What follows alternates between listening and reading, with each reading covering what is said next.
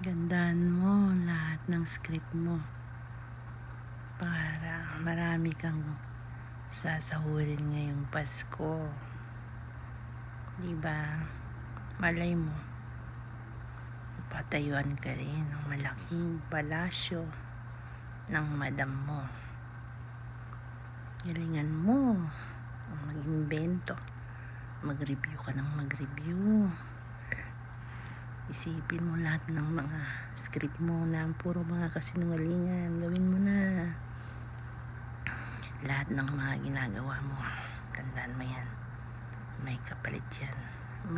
May balik yan. Kaya galingan mo lang. Galingan yung 2. Galingan yung 3. Galingan yung 4. Galingan yung lahat. Para sa ganon, pagdating sa Judgment Day, diba?